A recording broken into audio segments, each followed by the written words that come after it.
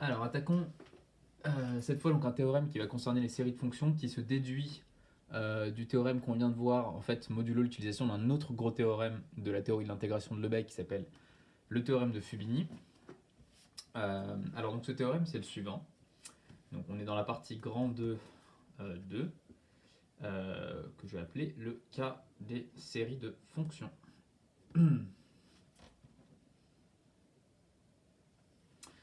Et comme dans le cadre des séries de fonctions du chapitre consacré en analyse 4, le but c'est de savoir si on peut intervertir séries et intégrales. Et cette fois, on va voir qu'on va se donner un théorème qui nous permet de le faire pour des fonctions qui sont intégrables au sens de l'intégrale généralisée, et donc notamment éventuellement sur des intervalles qui ne sont pas des segments. Donc c'est ça qui est vraiment intéressant. Donc allons-y, théorème. Donc on se donne UN, une série de fonctions sur un intervalle AB. Et là aussi, on va avoir, ça va être encore une fois le pendant série de fonctions du théorème précédent, qu'on va avoir trois hypothèses. Donc telles que, alors, premièrement, donc pour tout n appartenant à n, UN est continu par morceau sur AB. Donc ça, c'est pas une surprise. C'est vraiment l'équivalent du premier point du théorème de convergence dominée. La deuxième hypothèse, qui est là encore le pendant série de fonctions de l'hypothèse précédente, c'est la convergence simple. Donc on va supposer que somme la série de fonctions série des UN converge simplement sur AB vers sa limite, qu'on note comme d'habitude S, notée S, et on va faire l'hypothèse que cette limite grand S, c'est pas évident a priori, donc c'est vraiment une hypothèse qu'on doit faire, elle-même continue par morceau sur AB. Donc j'insiste ici qu'il y a deux choses à démontrer dans le petit 2. Non seulement la convergence simple de la série de fonctions, et la continuité par morceau de la limite grand S. Ça c'est important. C'est pas du tout garanti par le fait que les convergences simples, comme on l'a vu à de multiples reprises, on ne peut pas déduire des informations de régularité sur grand S à partir de régularité sur les UN quand on a seulement de la convergence simple. Le troisième point, qui va être en fait l'équivalent de l'hypothèse de domination dans le théorème de convergence dominée, c'est de supposer que la série numérique, attention, il s'agit bien d'une série numérique, somme de l'intégrale de A à B des UN de T dt converge. Donc passons un instant sur cette série.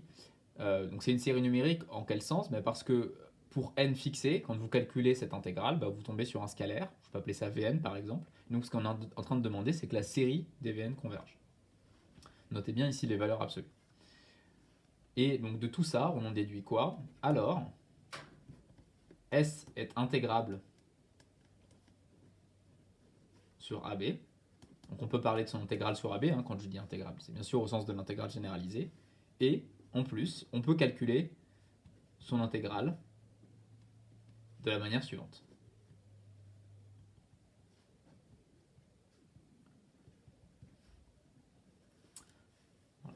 Donc ce théorème est un théorème d'interversion série intégrale, puisque en effet, ce qu'il faut retenir, c'est que ce théorème, il s'écrit sous les hypothèses 1, 2, 3. On peut écrire que la somme de l'intégrale de la somme de n égale 0 à plus l'infini des un de t dt, eh bien c'est la somme pour n allant de 0 à plus l'infini de a à b des un de t dt.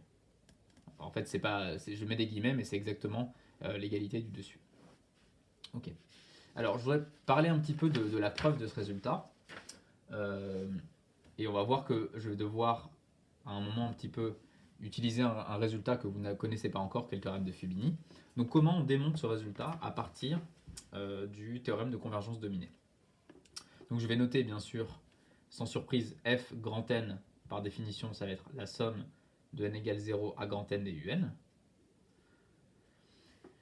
Et qu'est-ce que je sais sur cette suite de fonctions fn? D'abord, pour tout n appartenant à n, fn est continu par morceau. Je suis en train d'essayer de voir si, oui ou non, les hypothèses du théorème de convergence dominée sont vérifiées au niveau de la suite de fonctions f indice grand N. Donc, puisque les petits un sont continus par morceau, f grand N l'est aussi sur AB. Donc, ça, ce point-là est vérifié. Deuxièmement, je sais que, comme je sais que la somme des UN converge simplement vers S, ça c'est pareil que de dire que la suite de fonctions f grand N, c'est Vs vers S. Et puis de plus, je sais que S est continu par morceau. C'est une hypothèse du théorème. Vous voyez qu'ici, déjà, j'ai les deux premiers points du théorème de convergence dominée, c'est-à-dire que à ce stade, j'espère fortement pouvoir dire que je peux intervertir intégrale et limite pour la suite de fonctions f grand N. Donc, utiliser le théorème de convergence dominée pour f grand N. Maintenant, je reste à voir si je suis capable de vérifier l'hypothèse de domination. Alors allons-y, donc je vais essayer de majorer pour tout n appartenant à grand N, pour tout t appartenant à AB. Il s'agit de démontrer que je peux majorer f grand N de t par une fonction g indépendante de grand N et qui est intégrable sur AB. Bon alors, fn grand N de t par définition c'est quoi? C'est la somme de n égale 0 à grand N des u petit n de t, que je majore par une égalité triangulaire par la somme de n égale 0 à grand N des un de t dt.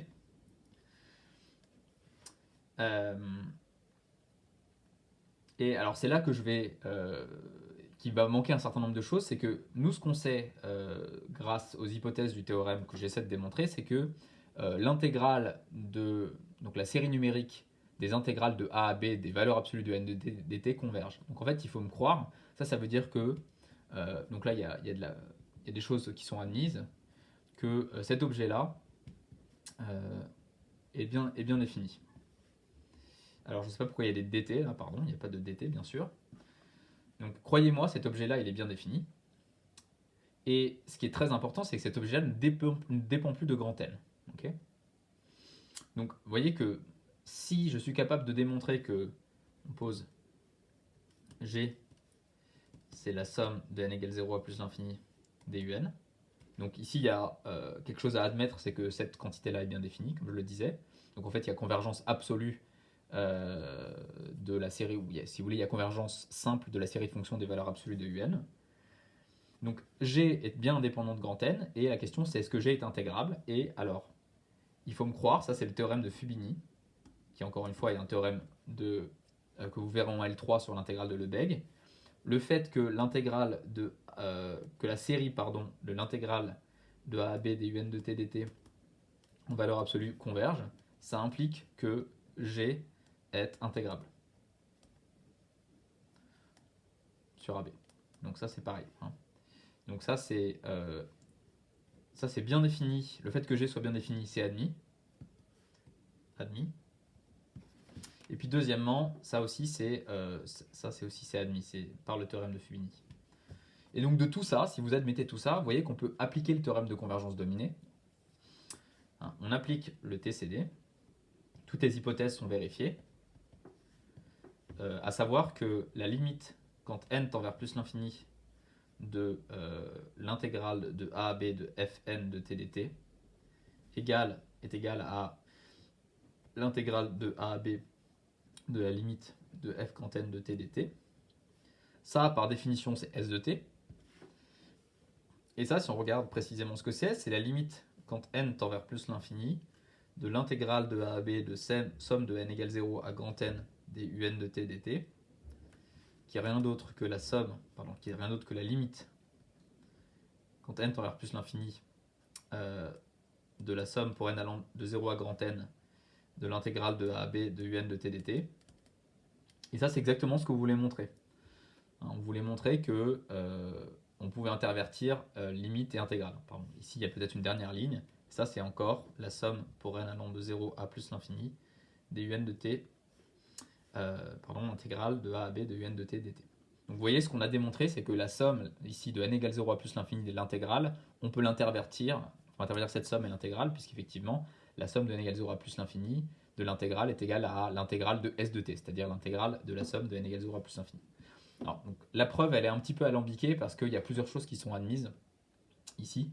Donc, si la preuve vous dérange un petit peu, c'est pas très grave. Ce qu'il faut retenir, c'est que ce théorème procède du théorème de convergence dominée associé à l'utilisation du théorème de Fubini en fait.